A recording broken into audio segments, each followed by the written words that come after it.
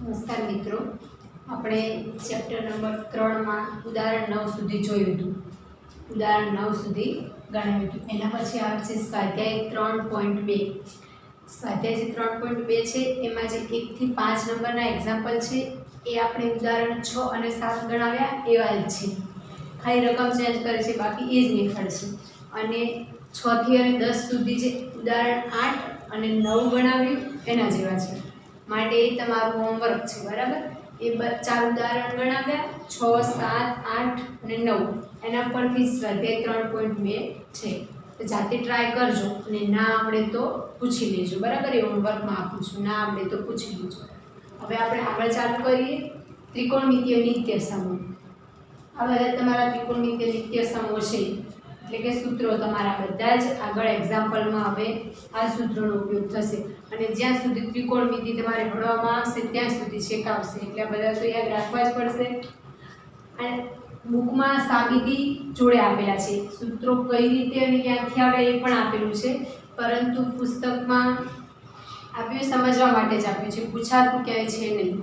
સૂત્રોનો ઉપયોગ થશે એક્ઝામ્પલમાં, પરંતુ એ કેવી રીતે આવ્યા એટલે કે સૂત્રોની સાબિતી પૂછાશે નહીં.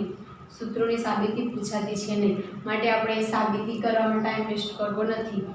જો તમારે કેવી રીતે આવ્યા એક વખત જોઈ લેજો કે આ બધા સૂત્રો કેવી રીતે આવ્યા છે. હાલ હું સરળ રીતે ટૂંકમાં યાદ રહે એના માટે સમજાવી દઉં છું, કારણ કે તમારે સૂત્રો યાદ રાખવા જ પડશે. માટે સમજાવી દઉં કે આ રીતે યાદ રાખજો. તમે શોર્ટ ટ્રીક આપો યાદ રાખવાની, બાકી જોઈ લેજો અંદર. અને જુઓ અને ખબર ના પડે એની સાબિતી તો પૂછી શકો છો, બરાબર. પૂછાતી નથી, પરંતુ તમારે સમજવા માટે એકવાર જોઈ લેજો, નજર મારી લેજો, અને ખબર ના પડે તો પૂછી લેજો. ખબર પડી જાય એવું છે આમ તો. ચલો, તો હવે પહેલું સૂત્ર અને બીજું સૂત્ર તો આપણે આવી ગયું કે sin - x - sin x અને cos - x cos x. આ આપણે આગળ એક્ઝામ્પલમાં આવી ગયું કે જો sin હોય એની અંદર તમે ખૂણો માઈનસ લો તો sin ની કિંમત શું મળે છે? માઈનસ મળે છે. એટલે કે ખૂણો ઋણ લઈએ તો ઋણ મળે, ખૂણો ધન લઈએ તો ધન મળે છે. પરંતુ cosમાં એવું થતું નથી. cosમાં તમે ખૂણો ધન લો તો પણ cos ની કિંમત ધન મળે, અને ઋણ લો તો પણ cos ની કિંમત ધન જ મળે છે, બરાબર. એટલે કે sin - x માઈનસ મળશે, અને cosમાં ખૂણો માઈનસ લેશો તો પણ cos પ્લસ મળશે. હવે ત્રીજું સૂત્ર છે તમારું કે cos x + y. હવે cos x + y નું છે, cos x - y નું છે, પછી sin x + y નું અને sin x - y નું. આ 4 સૂત્રો છે. હવે જુઓ અહીંયા cosમાં શું થશે કે cos x + y તો cos x * cos y - sin x * sin y. જ્યારે cos અહીંયા ધન હશે ત્યારે વચ્ચે ચિહ્ન આવશે ઋણ, પરંતુ અહીંયા ગુણાકારમાં પહેલા બંને cos ના ગુણાકાર આવશે. એક વખત પહેલો ખૂણો અને એક વખત બીજો ખૂણો. અહીંયા તમને x અને y કોઈ ખૂણાના માપ આપેલા હશે અને કીધું હશે કે આવું શોધો, તો આ સૂત્રોની મદદથી શોધવાનું. તો આ બંને જે ખૂણા છે એક વખત cos ને અને એક વખત બંને cos ને આપવાના, એક વખત પહેલો ખૂણો અને એક વખત બીજો, અને પછી બંને ખૂણામાં sin નો ગુણાકાર, sin x અને sin y. cos x - y માં પણ આપણને cos અને sin આવશે, પરંતુ આ માઈનસ છે તો પ્લસ થશે. યાદ રાખજો, cosમાં ઉલટું થાય છે, પ્લસનું માઈનસ, માઈનસનું પ્લસ. જ્યારે સાઈનમાં શું થશે? પ્લસનું પ્લસ જ રહેશે, માઈનસનું માઈનસ જ રહેશે. પરંતુ સાઈનમાં એક વખત sin x આવશે, એની જોડે પાછો આ y ખૂણો છે એ પાછું sin ને નહીં ગુણાય, cos વડે y ગુણાશે. અને પાછો આ x છે અહીંયા sin x હતું, અહીંયા હવે cos x આવશે.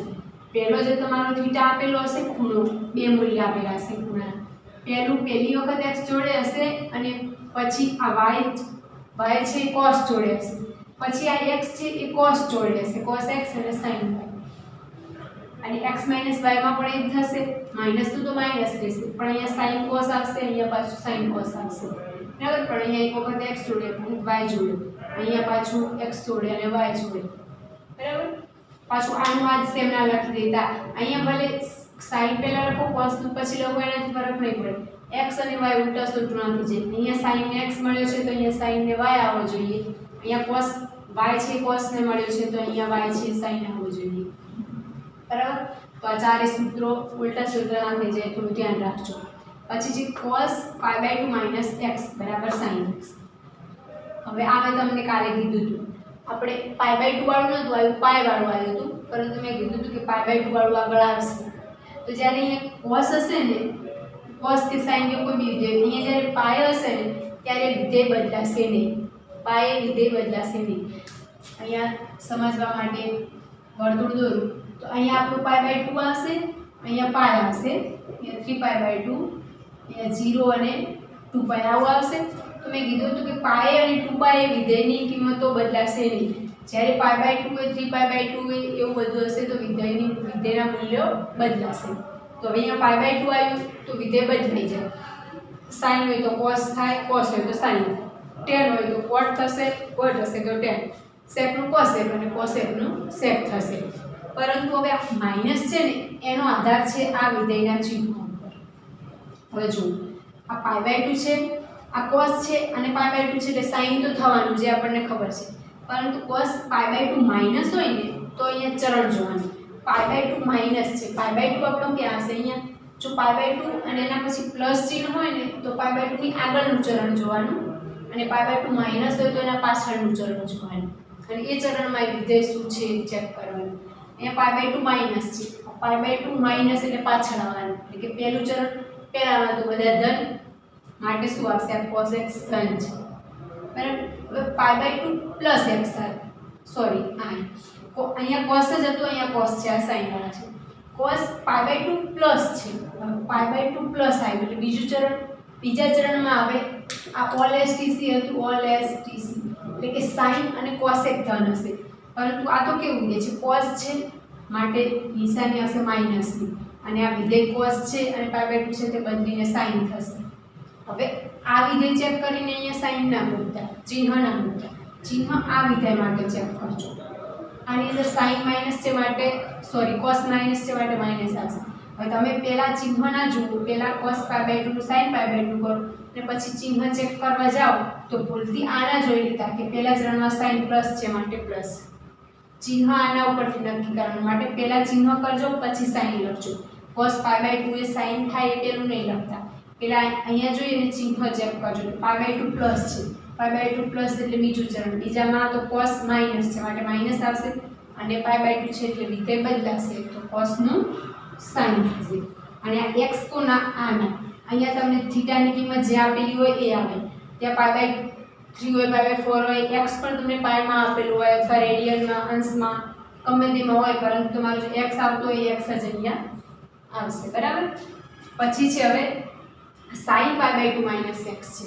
હવે પેલા ચિહ્ન ચેક કરવા માટે આ જુઓ, π/2 માઈનસ એટલે પહેલું ચરણ, પરંતુ પહેલા ચરણમાં તો બધા ધન છે માટે ધન ચિહ્ન અને sin નું શું થશે? cos થશે. અહીંયા cos નું sin થયું હતું, અહીંયા sin નું cos. હવે π/2 પ્લસ છે, π/2 પ્લસ એટલે બીજું ચરણ, બીજા ચરણમાં sin ધન માટે આ ધન જ રહ્યું અને sin નું થયું cos.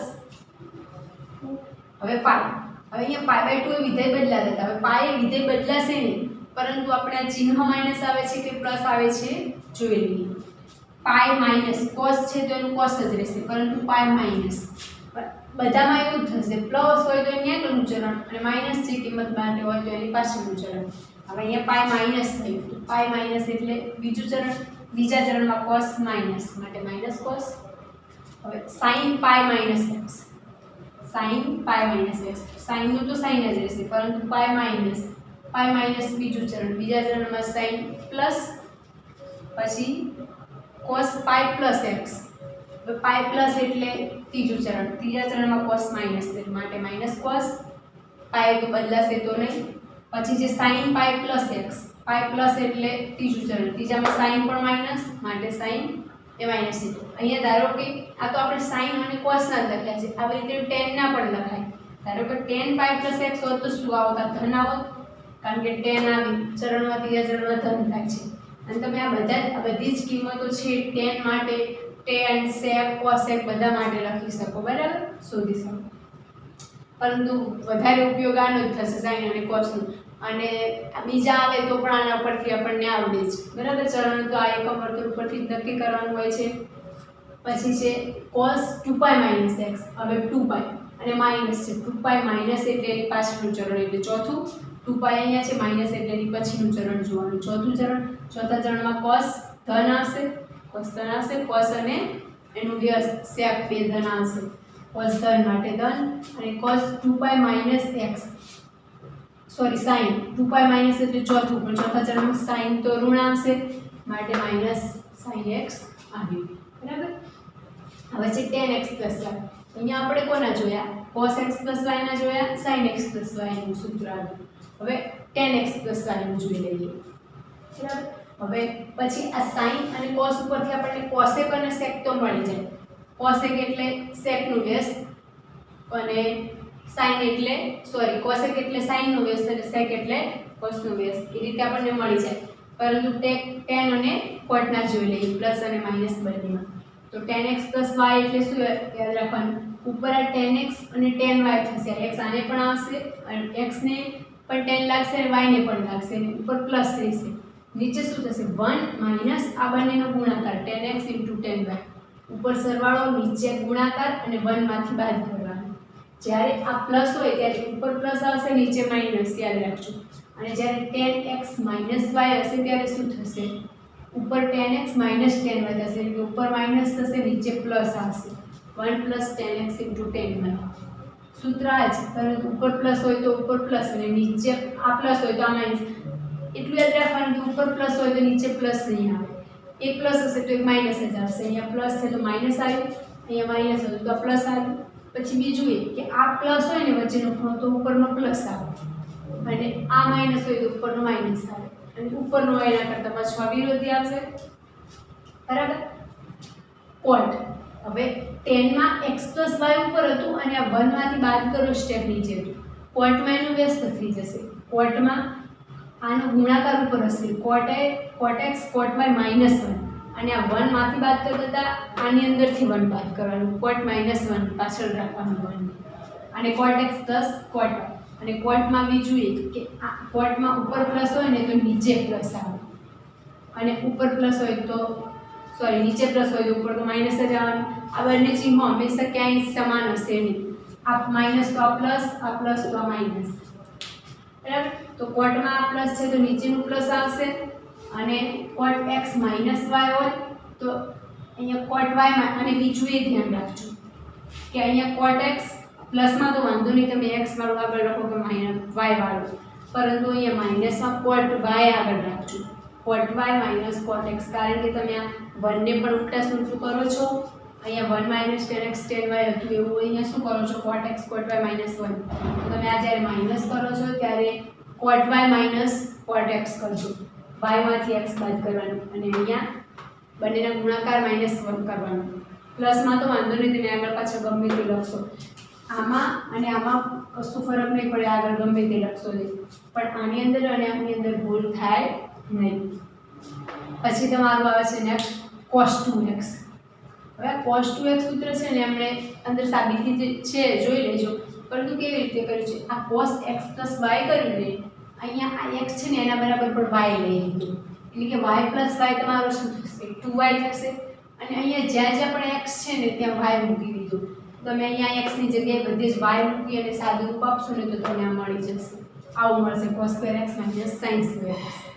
હવે આ જે મળ્યું cos2x - sin2x, એની અંદર cos2x ની તમે કિંમત મૂકો, તો cos2x ની કિંમત ક્યાંથી લાવશો, આપણું જે નિત્યસમ છે પહેલું જ નિત્યસમ sin2x + cos2x = 1, આપણું આવું નિત્યસમ છે sin2x + cos2x = 1, આની અંદરથી તમને sin2 ની કિંમત પણ મળે અને cos2 ની પણ મળે, તો જુઓ cos2 ની કિંમત મેળવવી હોય તો શું થશે 1 અને sin2 ની બાદબાકીમાં, એટલે કે 1 - sin2x, એ તમે આની અંદર મૂકશો ને 1 - sin2x, તો તમારું આવી કિંમત મળશે, cos2x ની જગ્યાએ કિંમત મૂકશો તો, અને sin2x ની જગ્યાએ તમે sin2x ને કરતા બનાવો તો શું બનશે 1 - cos2x, એ તમે sin2x ની જગ્યાએ 1 - cos2x મૂકશો તો તમને આવું મૂલ્ય મળશે, એ પણ અંદર cos2x અને sin2x ની કિંમત આની અંદરથી કરતા બનાવીને મૂકશો તો આવા સૂત્રો મળી જશે। અને આ તમને આનું સૂત્ર 10 માં પણ આપ્યું છે, 10 માં પણ આપ્યું છે, ધારો કે બધા કેમ સૂત્રો અલગ અલગ આપ્યા, તમને કોઈ પણ 10 ની કિંમત આપી દીધી હોય, બે ખૂણા આપ્યા હોય 10 માં, એ કિંમત આપી હોય અને cos 2x શોધવાનું કીધું હોય, તો ડાયરેક્ટ તમે tan ની કિંમત આપી હોય તો આ સૂત્રનો ઉપયોગ કરી શકો. બાકી જો sin અને cos ની કિંમત આપી હોય, sin અને cos ની બંનેની આપી હોય તો આ સૂત્ર ઉપયોગ કરવાનો, એકલો cos ની આપી હોય તો આ કરવાનું, એકલા sin ની કિંમત આપી હોય તો તમે આ સૂત્રનો ઉપયોગ કરો.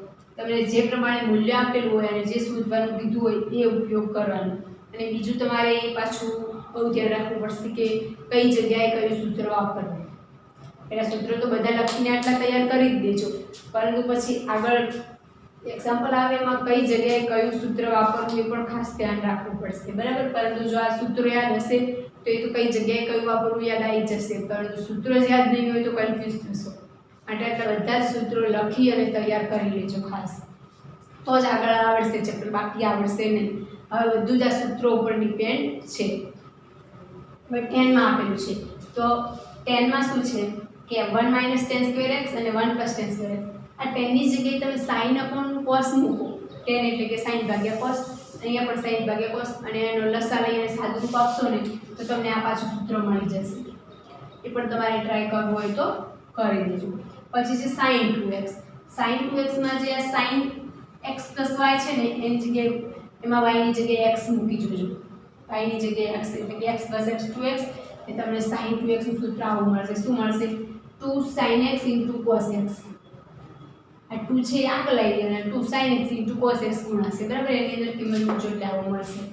હવે 10 માં લખ્યું છે 2 tan x / 1 - 1 + tan²x. આ 10 ની જગ્યાએ તમે sin ભાગ્યા cos, અહીંયા પણ sin² ભાગ્યા cos² આપીને સાદું રૂપ આપશો તો પાછું આવું તમને મળી જ જશે, પરંતુ આ 10 માં સૂત્ર લખ્યું છે. હવે આ cos 2x હતું, sin 2x, હવે tan 2x આવ્યું. હવે tan 2x માં જે sin 2x છે ને એનું tan નું સૂત્ર અને આ tan નું સૂત્ર સેમ જ છે, ખાલી પ્લસ માઇનસ નો ફેર છે. અહીંયા 2 tan x 1 + tan²x હતું, અહીંયા 2 tan x અને 1 - 2 sin², 1 - tan²x છે. એ 1 પ્લસ હતું, અહીંયા 1 માઇનસ છે, બરાબર. આ tan 2x પણ આની અંદર x તમે x ની જગ્યાએ y ની જગ્યાએ x મૂકશો તો મળી જશે. y ની જગ્યાએ શું મૂકવાનો? x, એટલે કે x + x 2x મળી જાય. એ રીતે આને સાદું રૂપ આપશો તો આવું સૂત્ર તમને મળી જશે. હવે sin 3x છે. હવે આપણને એવું થાય કે આ 2x વાળું તો આપણે x + x મૂકતા હતા એટલે મળતું હતું. હવે 3x વાળું પણ કઈ રીતે આવે છે કહી દઉં, પરંતુ તમે શોર્ટ યાદ રાખવા માટે આ શોર્ટકટ રીત યાદ રાખજો. sin 3x માટે 343 અને cos 3x માટે 433. આડા અવળું ના થઈ જાય. જો 300 અને અહીંયા sin માં બંને sin આવશે, cos માં ખૂણો તો બંને cos જ આવશે એટલે વાંધો નહીં. પરંતુ એક કે અહીંયા 3 sin x અને sin માં જે પાછળવાળો છે એની ઉપર આવશે ઘન, અને cos માં જે આગળવાળો છે એની ઉપર ઘન આવશે, બરાબર. જો અહીંયા 3 છે એટલે કે 3, પછી sin x નું sin x માઈનસ મૂકવાનું, ચિહ્ન તો બંનેમાં માઈનસ જ આવશે. પછી અહીંયા 4 ગુણાશે, પાછો આ sin છે તો sin, અને આ 43 નો ક્યુબ. 433 માં આગળ આવશે 4, પછી cos³ x અને માઈનસ આ 3 છે અહીંયા આવશે, અને પછી cos x. બંનેમાં ચિહ્નો તો માઈનસ જ આવશે એટલે વાંધો નહીં. આ sin છે તો આ બંને sin, cos છે તો આ બંને cos, પરંતુ આ 343 યાદ રાખજો, 433. અને બીજું એ કે 343 વાળામાં પાછળવાળામાં ઘન આવશે અને 433 માં આગળવાળામાં ઘન આવશે, બરાબર. આટલું યાદ રાખજો. અને આવશે કઈ રીતે તમારે જોઈએ, સાબિતી કઈ રીતે કરશે. sin 2x એટલે તમે કેવી રીતે લખો? sin 3x થી સોરી કે sin 3x એટલે કે 2x + x, 2x + x આપણું 3x થઈ ગયું.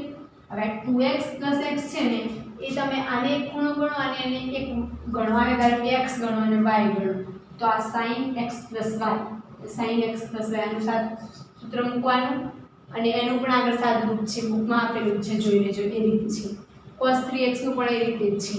અહીંયા cos આવશે, cos 2x + x, અને tan 3x નું છે, tan 3x નું પણ એ જ છે. tan અહીંયા તમે tan મૂકો તો tan 2x + x એટલે કે tan x + y, બે ખૂણાનો સરવાળો. tan x + y આની અંદર કિંમત મૂકો અને આગળ પણ સાદું રૂપ આપવાના છે, અને એ સાદું રૂપમાં પણ આગળના સૂત્રનો ઉપયોગ થતો જ હશે. એ રીતે સાબિત કરી અને આ tan 3x નું સૂત્ર લાવે છે, પણ તૈયાર કરી લેજો.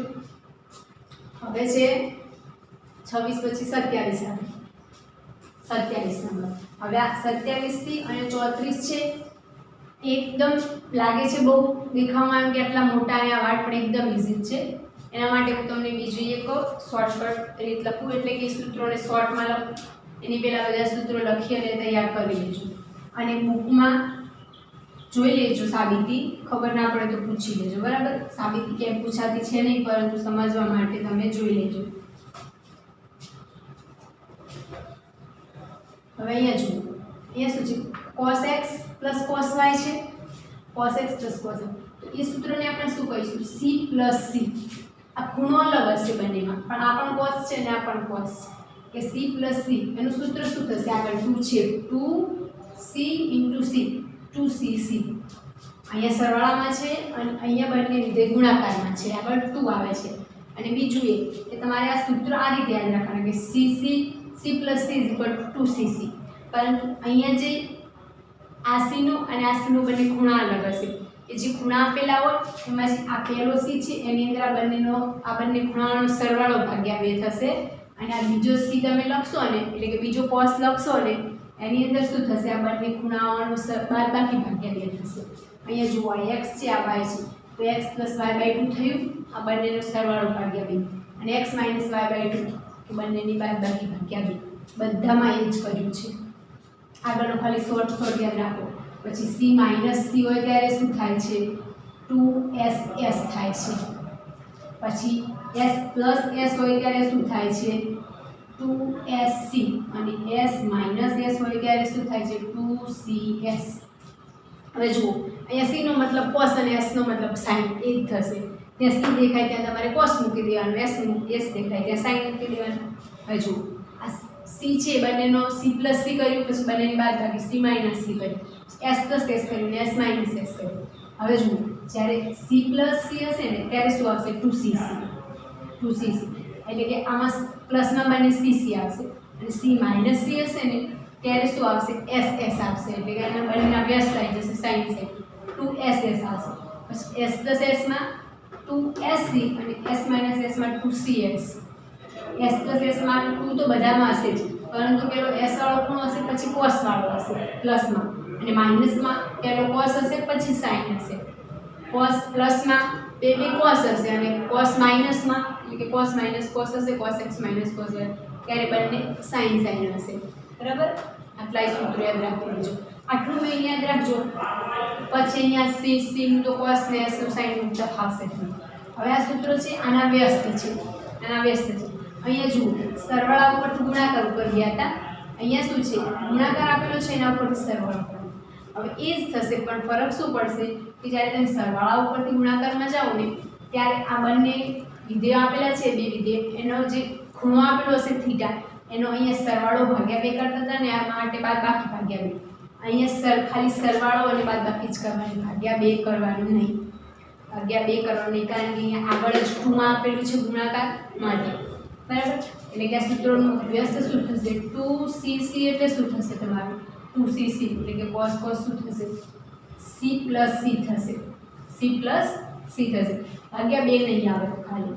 પછી -2ss એટલે શું થશે, c minus c થશે. પછી 2sc બરાબર શું થશે, s plus s થશે, અને